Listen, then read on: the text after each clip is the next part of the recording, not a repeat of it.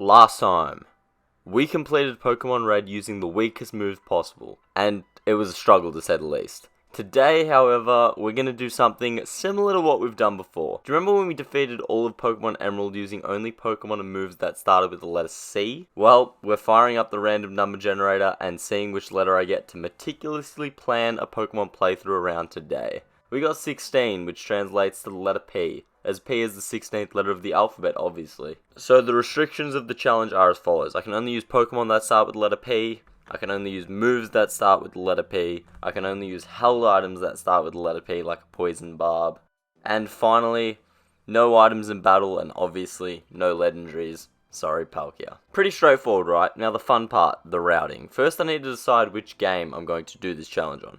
As you know, with the earlier games are more difficult to do, as there's less variety in moves and availability of Pokemon. So for the letter P, I've decided to do the challenge on one of the main series games that starts with the letter P. With the choice being out of Pearl or Platinum, I decided on Pokemon Platinum. Why Platinum? Well, a number of reasons actually, but most importantly, the Generation 4 games have a starter Pokemon that begins with the letter P. Of course, it's Piplup. Now, the only downside to this is I won't be able to use Piplup's final form, which is Empoleon. Piplup also importantly learns Pound at level 1, which works out tremendously as it gives us a fairly strong early game move immediately, without any alteration of the game files, as you saw with making Clamperl my starter in Pokemon Emerald. So we begin our adventure and defeat Barry, or Gavin as he was named in game. I'm going to continue to call him Barry though, because, it's canon. We head toward Orbor City and we beat Barry again, but I head up to the grass up north of Orbor City in order to catch a Ponyta. However, Ponyta is completely useless as it doesn't actually learn a move that starts with P, so I deposit in the box there. We're also here to level Piplup. As you can see, it learns Peck there, which is particularly helpful against Gardenia, but not so much against Rock. Rock's a rock type user, so Piplup's going to have to be very over leveled to take it down with Pound and Peck. So we evolved Piplup into Primplup, and we catch a Psyduck, which isn't used for a while because, again, it doesn't learn any moves that begin with P. And we head to the gym to battle with Rourke. As you can imagine, our level 30 Primplup does very well. We get our badge and we journey back to Jubilife where we dispatch these sorry Team Galactic grunts. We then continue to harass Team Galactic at the Valley Windworks with Mars's Purugly providing a modest challenge to our over-leveled Penguin. Purugly is a Pokemon that I can use, I believe. It does get payback in Pursuit, however, Purloin, which I can also use, its previous form, can only be caught in Pokemon Pearl, which kinda sucks. Finally making it to Eterna City, we put Peck into motion and defeat Gardenia, who rewards us with the badge. And we take this good momentum forward and defeat Jupiter at the Galactic Building. A building that becomes abandoned after this battle despite its prime position in the growing city of Eterna. They could at least rent it out. Now here is where I wish I did this run on Pokemon Pearl and not Platinum, because it would make things so much easier for me. In Platinum, Fantina is the third gym leader and you can't access Veilstone City until you defeat her.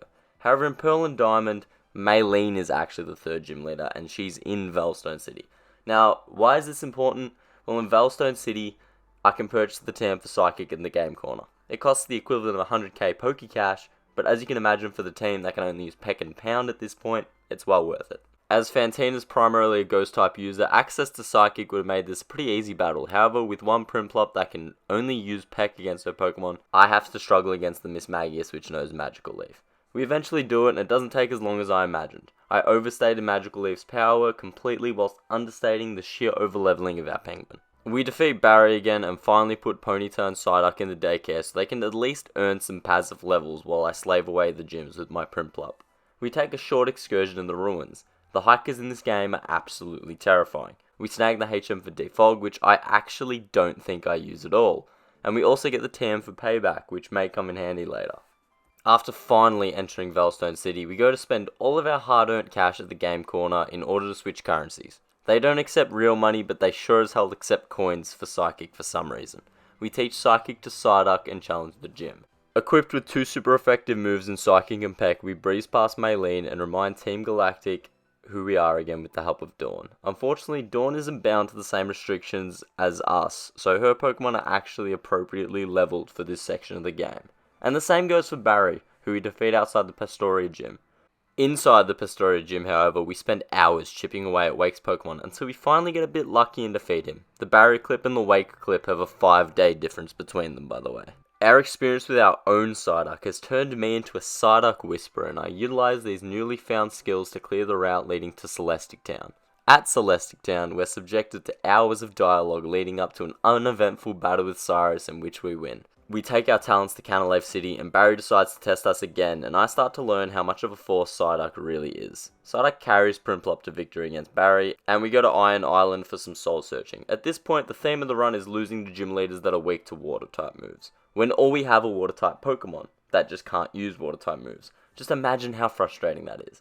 I had to make some changes. I remembered that I could get a free Porygon in Veilstone City, so that's exactly what we did. I can't evolve it, so that's actually useful, because I have no friends, but at least it can use Psychic, so it's a start. We get the Tam for Pluck and catch the Wingull it'll be used on.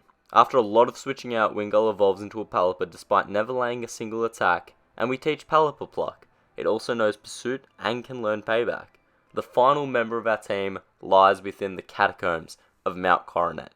The magnetic energy that rises from the Behemoth Mountain is the breeding ground for this Pokemon species.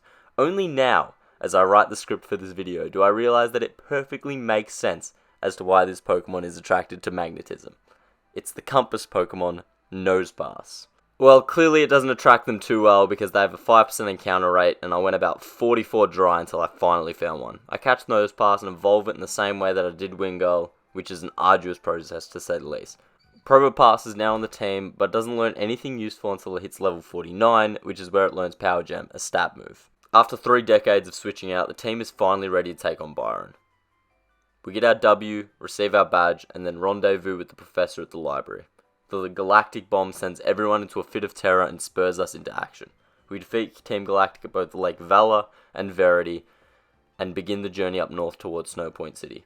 I don't know about you guys, but when I was a kid, I was so excited for this journey. I felt like time was against me. I went to the Pokemart, stocked up all my items that I needed. It was just an amazing experience and probably my favourite part of this game. But ladies and gentlemen, we're in town for business. And business begins with defeating Candace, who, if you remember from our Tackle Only challenge, has a Frozlass. Frozlass doesn't stand a chance against Psychic this time around. It felt great. It honestly did. We get our Icicle badge and circle back to Veilstone and infiltrate the Galactic headquarters.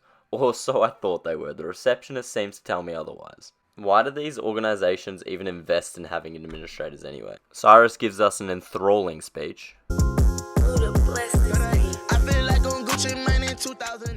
And I learned that a Probopass equipped with Power Gem is actually a god. Cyrus's Pokemon don't even stand a chance against it. The Goose Chase continues as we follow Cyrus up to the Spear Pillar, where Giratina opens the portal to the Distortion World in order to interfere with Cyrus's plans.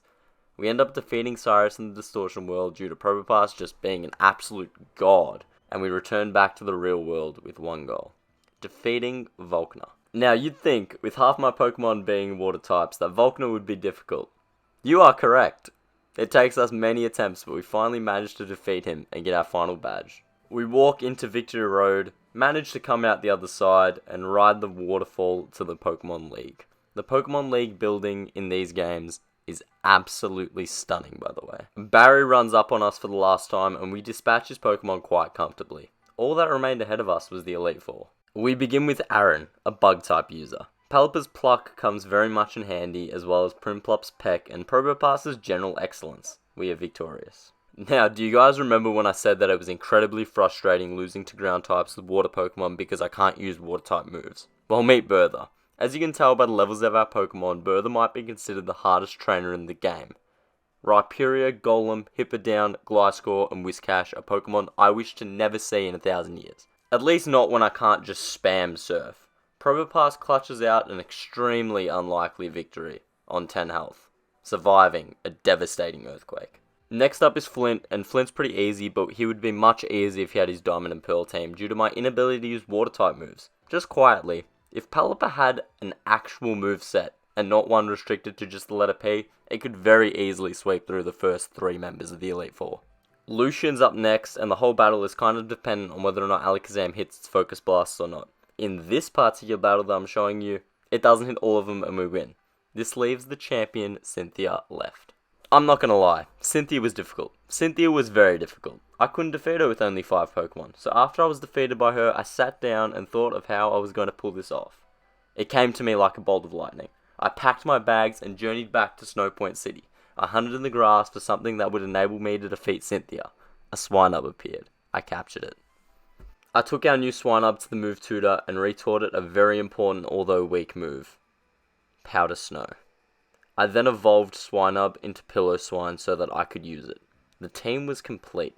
I waltzed back into the champion's room and battled her for the final time. Spirit Tomb is dispatched by Probopass in 2 power gems. Lucario would then come out, to which I decided to use Porygon and Pelipper against. It worked pretty well, but Togekiss was next.